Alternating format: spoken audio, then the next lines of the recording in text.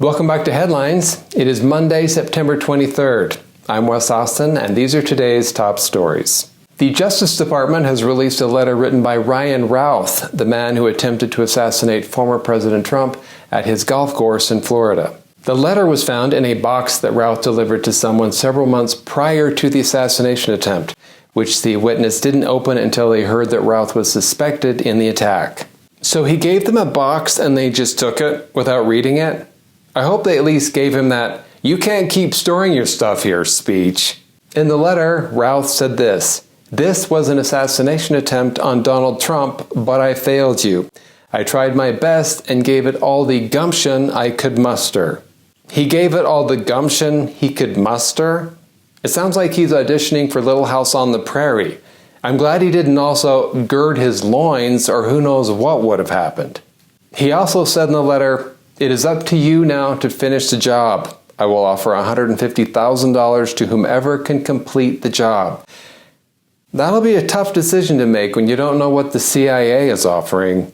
The Secret Service's reputation somehow just got worse. An officer with the Secret Service accidentally shot himself. Now he's fine, his injuries were not life-threatening. Apparently there was some confusion about what would happen if he pulled the trigger. What's going to happen if I push this part of the gun? The negligent discharge happened while the agent was on duty in Washington, D.C. You know, the Secret Service guns need that new feature where they put a mirror at the end of the barrel so you can see who you're about to shoot.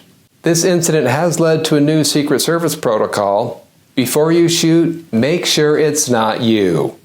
Pop singer Janet Jackson, you know, the one whose wardrobe malfunction at the Super Bowl changed television forever, well, she made comments about Vice President Kamala Harris's racial background during an interview with The Guardian on Saturday. Jackson said, "Well, you know what they supposedly said. She's not black. That's what I heard, that she's Indian."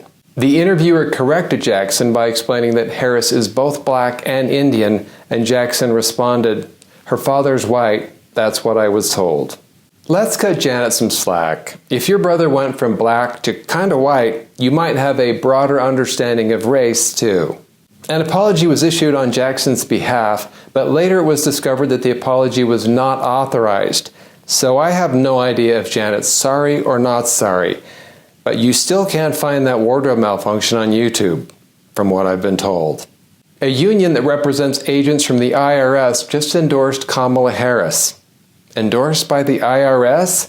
That's like a restaurant being praised by the health inspector for having the best rat traps. Nobody's coming back. The Inflation Reduction Act increases the IRS budget by $800 billion over a 10-year period, which will allow them to hire 87,000 more agents, and some of them will carry firearms. I know, you thought that the IRS wasn't scary enough. What they really need is guns.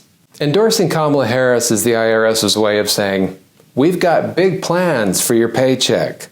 With this endorsement, Kamala can now say she's backed by the only organization with a lower approval rating than Congress. Thanks for watching Headlines.